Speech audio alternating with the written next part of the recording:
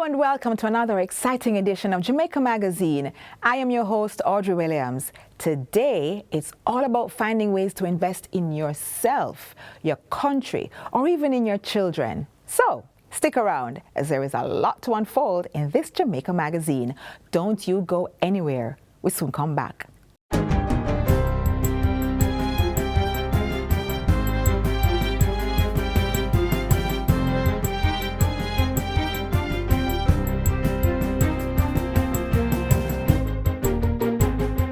Good day, I'm Twyla Whelan and this is your JIS News for Friday, December 29, 2023. Several families in St. Mary are heading into the new year, sheltered by their new homes delivered recently on the government's new social housing program, NSHP.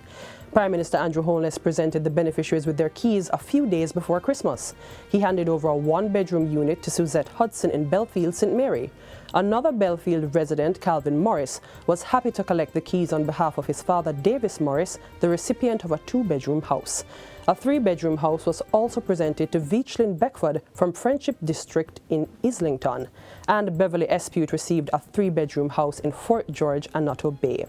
During the ceremony in Fort George, the Prime Minister said the initiative was not only about meeting each beneficiary's immediate housing needs. He stressed that it offered security, peace of mind, and empowers families to pursue other beneficial ventures for their long-term development. So part of what I'm trying to do is to improve the conditions of households so that the household unit can together determine how they get their income and how they're going to contribute their labor to the society. Mr. Holness promised that next year, the government would be increasing the number of houses delivered under the NSHP to reach more needy Jamaicans. Thus far, 177 units have been completed, with another 50 plus under construction. So we're trying to treat with all Jamaicans, everyone who is poor, dispossessed, who feel like the society doesn't care about them. That's not the case. We do care, and this program is the ultimate example of how the government cares. Jamaica remains on course to fulfill its goal of providing sanitation and potable water to all its citizens by the year 2030. That assurance comes from Minister without portfolio in the Ministry of Economic Growth and Job Creation, Senator Matthew Samuda. He was speaking during a recent tour of the rural districts of Lime Bottom, Shaw Park Road, and Marl Road, as well as nearby environs in northeastern St. Ann. Senator Samuda pointed out that the government had spent approximately $4 billion on water projects in the last fiscal year to benefit 200,000 people.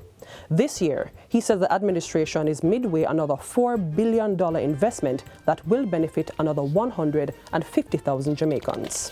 We would have had some delays because of slowness in the importation of pipes.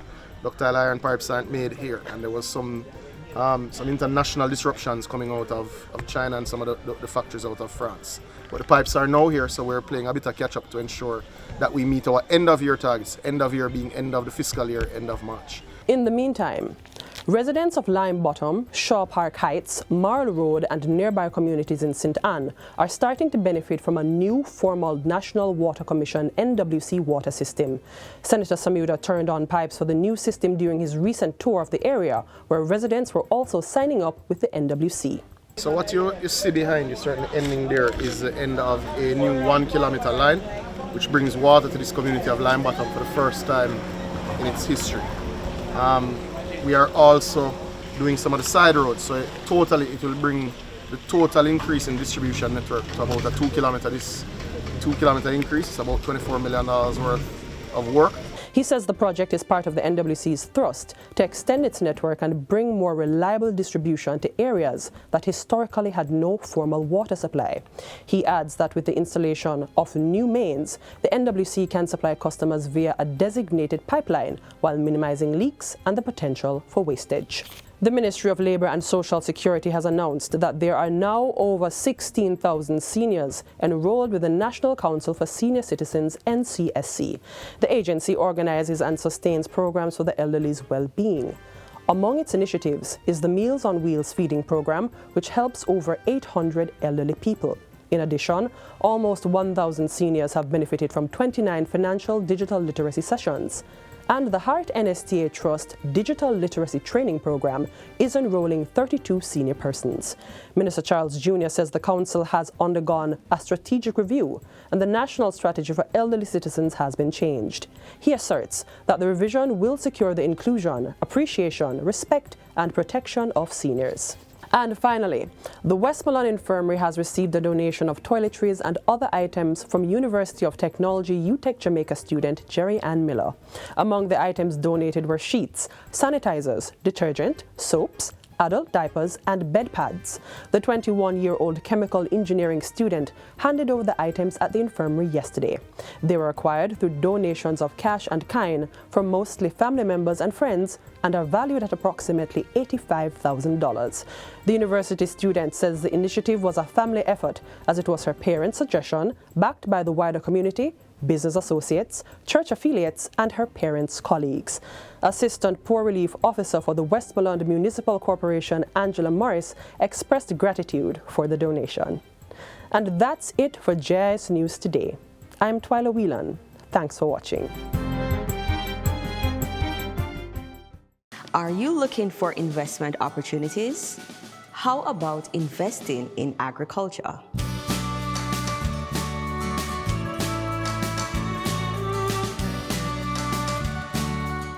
We're introducing a major project that's coming for Jamaica. It's called the Southern Plain Agricultural Development Project. It involves over 2,000 acres of land that will be available to investors across a wide range of crops. We're seeking investors both locally and overseas. A good way to start is reaching out to Agro Invests. From there, we can help you to build a plan around the ideas that you have for getting involved in agriculture. And we have a market development team which will be rolling out shortly to provide linkages with persons on the agro park, with buyers locally and in the export markets.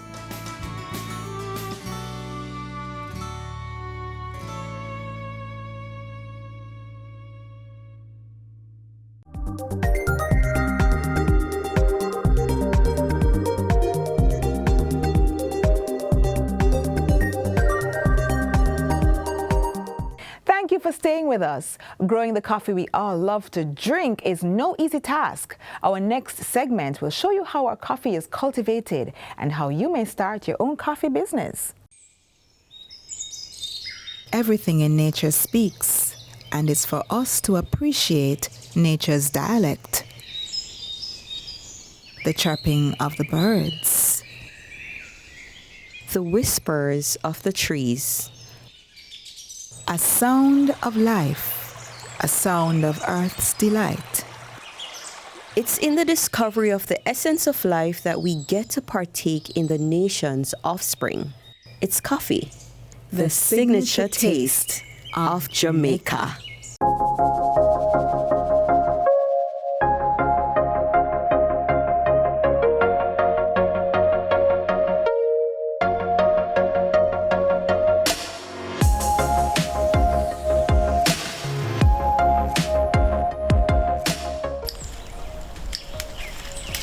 The bowl of boiling coffee, morning. I get up like 4:30 in the morning, 4:30, pretty early. First thing I do, I give the Creator thanks for waking me up, right? And then I pack my little bag and I head to the farm. Once you're in the farm, you connect with nature, right? Just like how the plants grow, that's the spirit that you have. I'm Stephen Hibbert, CEO of Exotic Blue Coffee Company, also the farmer of Exotic Blue Coffee Farm. Agriculture is a way of life for us who live in the mountain. Hence, I decided on going into coffee, and the reason for that, I have a full-time job, a job that takes me all over the island, right? Sometimes internationally as well. So I had to plan something that I don't have to be nurturing like a baby, 365 days a year.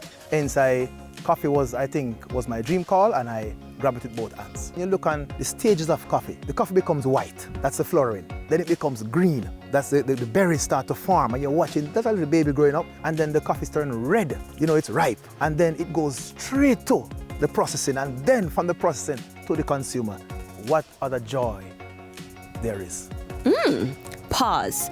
How about taking us through the process? I bring coffee to you from the seed to the cup. What do I mean?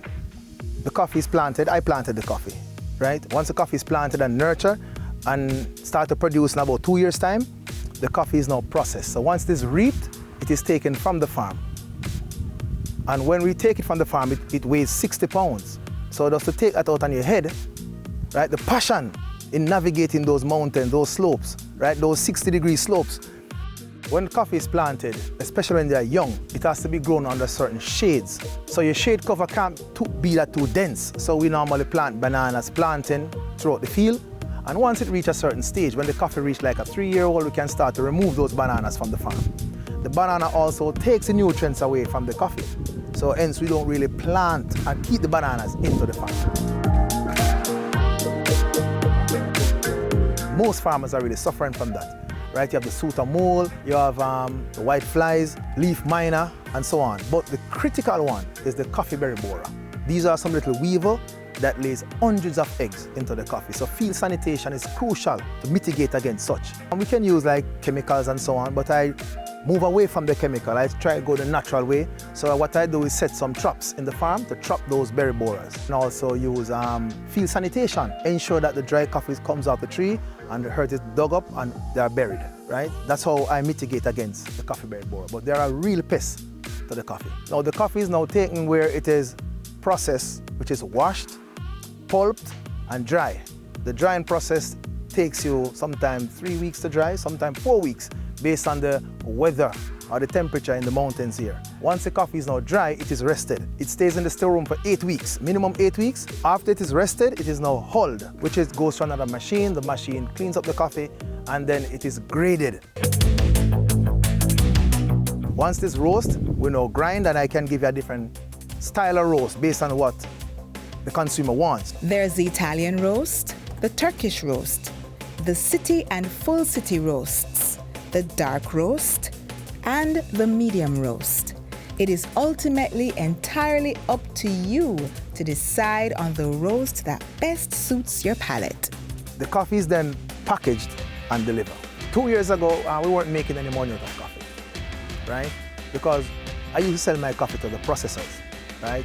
And there are a number of processors in Jamaica. It's hard work, very, very hard work. You have to be dedicated to be a coffee farmer. Sometimes the price is not right? But you still have to dig deep and bring good coffee to the consumer. Sometimes when your consumer call you, your customer call you and say, this coffee is the bomb, it gives you that energy, so you want to go more.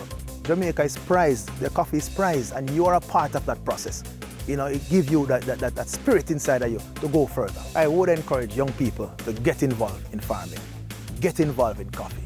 Now, the more people get in coffee, we can produce more coffee to send to the globe. It is a sought after coffee. It's one of the best coffee in the world right now. Jamaica Blue Mountain coffee.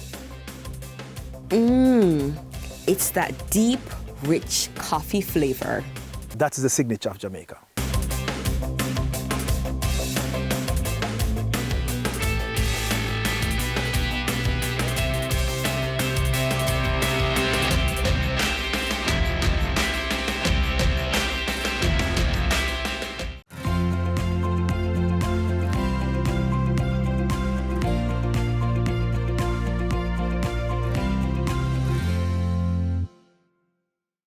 Reigniting math at home could be something you as parents strive to do to maintain your child in that studying spirit, even during the holidays. How?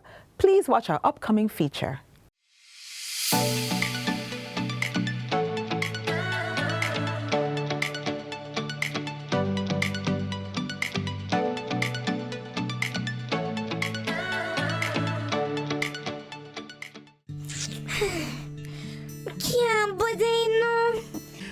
What is it, my daughter? I can't do that maths here. All right. Let me take a look at it now. Math can seem daunting, but there are a few things you can do to support your child at home. One area to look at is games. We all play games on a regular basis, especially children. And how much fun would it be to tie mathematics into the games they play? There's a very interesting notion that is put forward, And that notion is the fact that the things that we are interested in are the same things that we seem to do well in. Now, if it is that around our interest there's also a heightened level of performance, or we seem to learn things much faster when we are in tune, it therefore becomes important for us to actually put emphasis on making mathematics an interest. Because once we begin to allow our students or our children to see the fun in math and begin to develop a level of interest, it is at that point in time you will find that they may learn the concepts much faster. Arithmetic helps us in keeping track of time, conducting business, and making plans. In reinforcing the math from home, we have to do a few things. One, you could, while cooking or baking, allow your child to come forward and to share the math concepts that they were exposed to in school. I'm sure while you're cooking something, your child can apply some measurement skills, some conversions, some looking at the beakers and so on. Additionally, we know that at times we do some amount of sorting and organizing. There's always a shelf somewhere to be packed, a cabinet to be reorganized, some things to be moved around. This is an opportunity to allow your child to use their spatial awareness, to be able to look at shapes. Do you want to know what I do? I find creative ways to incorporate the knowledge to them, because maths is not an easy subject. And most children will tell you, maths hard, but it's something that they need in their everyday life. So I find creative ways to put it to them in fun ways that we both can enjoy doing it together. Some of the concepts that I believe that parents could pay a keen attention to is the number concept, like the simple addition, subtraction, multiplication, and division.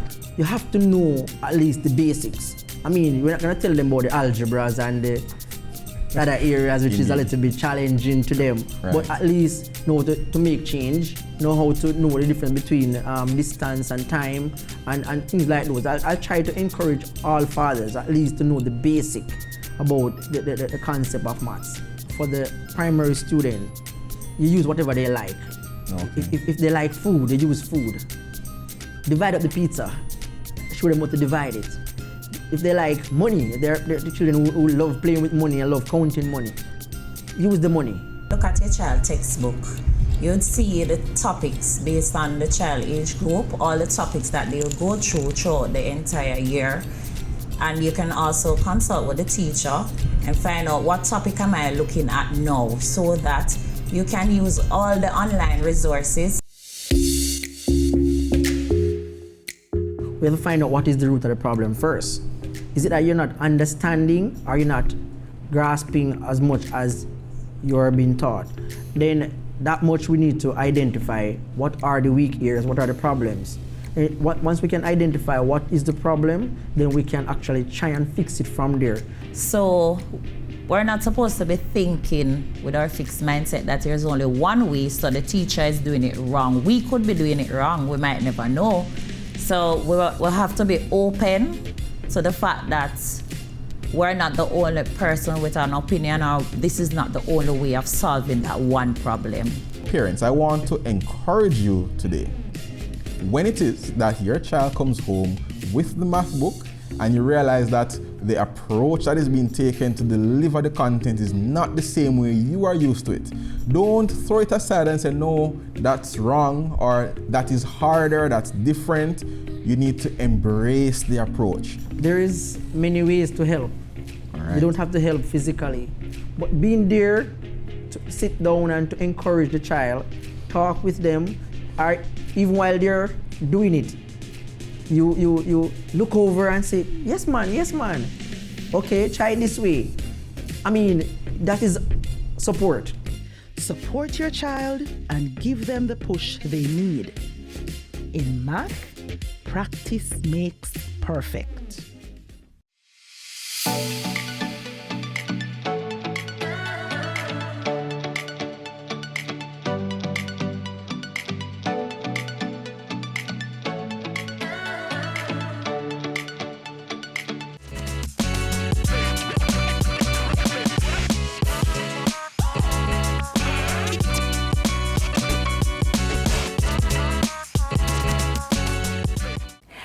take a look at our next feature, which illustrates how you might invest in the lives of others.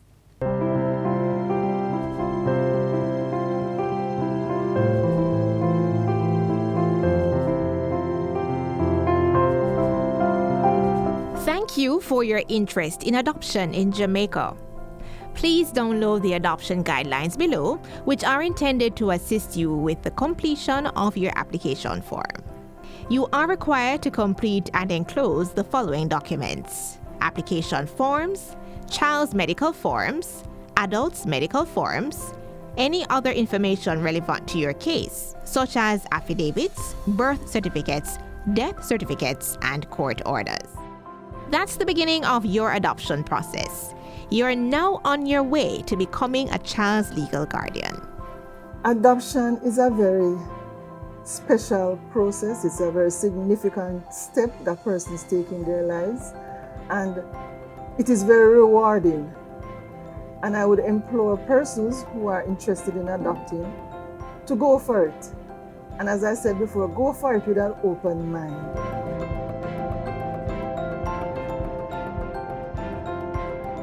People misconceive adoption because the stigma that is attached to it, in that persons, I don't know, maybe it is a cultural thing, but persons don't willingly talk about adoption. It's mostly a secret, and you find that people go away with the wrong ideas, in that persons believe that maybe the process is too long, maybe they believe that we should not have such a rigorous process, but you have to understand it's a life commitment, and you want to ensure that a child being adopted is being placed in the best possible placement.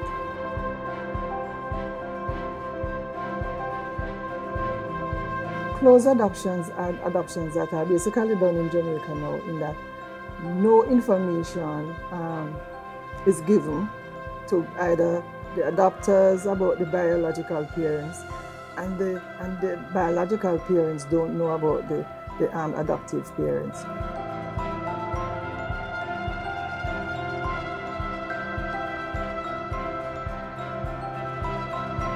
The process for adopting overseas is basically very similar to the process for Jamaica, whereby you are needed to fill out the form, get the necessary supporting documents, birth certs, marriage certs. However, overseas applicants need to ensure that they have home studies, because that is the way you're going to find out about the overseas person's background. So they would have to get the services of a home service provider, especially for those in the US, and that home service provider will give them a comprehensive information about their, including police checks and everything. So they need that. And then after that process, they will submit it to us, and it will go through the regular rigorous process of identifying the birth parents, doing the necessary interview, visiting the child, getting the child's opinion, and then all of that is summarized and placed in a report along with the case file to the adoption board for approval. Persons who are allowed to adopt children in Jamaica are single male, female, couples, persons over 25 years. If you are a relative, you have to be 18 years and over.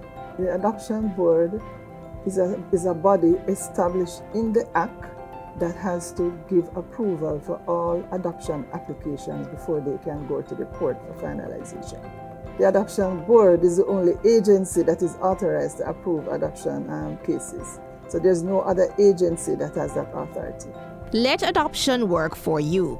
Visit the Child Protection and Family Services Agency website at childprotection.gov.jm, or visit the agency at 48 Duke Street or any of the parish's offices island-wide to learn how you can start the process.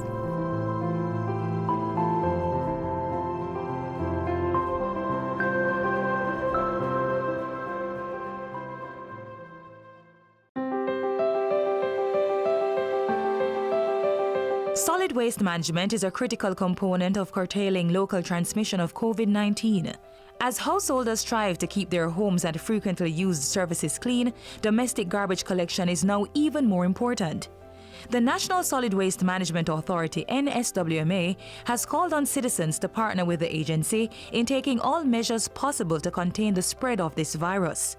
The recommended actions to support the sanitation crews are securing household garbage by properly bagging, tying, and placing in a container for collection, double bagging garbage containing tissue, gloves, face masks, and diapers, placing storage receptacles at the front of the premises where they can be accessed without hindrance 24 hours per day.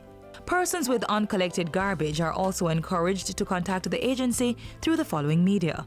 Call toll-free at 888-CLEAN-JA, that's 888-253-2652, or WhatsApp 876-448-3220, or email nswma@nswma.gov.jm.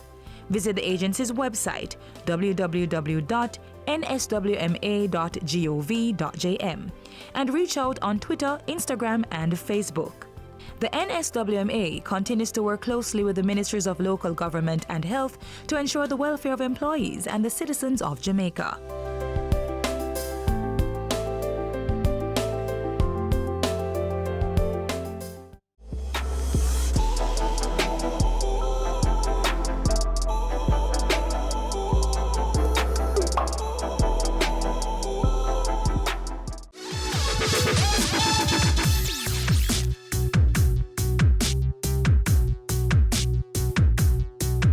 As we enter the new year, it is critical that we are aware of the Rural Water Resilience Program. It's designed to ensure that all households have access to the commodity, particularly those living in remote Jamaica and in areas outside the utility footprint or where the National Water Commission lines or network are badly degraded. Minister with responsibility for water, Matthew Samuda, has visited a number of locations as government seeks to take water to all citizens. We would have identified 14 constituencies that were worst impacted by the drought in the early part of the year, and persons should recall that it was, in many ways, certainly from October to March, the cumulatively driest period in Jamaica's history. So we came up with this program. We're working through the kinks now. The program is underway. The Rural Water Limited is dealing with that program now, and we expect to complete it towards the end of February, early March.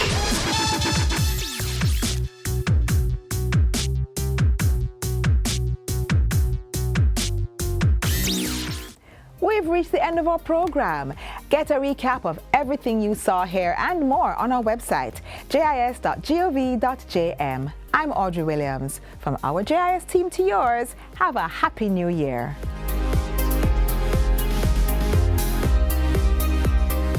This has been a production of the Jamaica Information Service, the voice of Jamaica.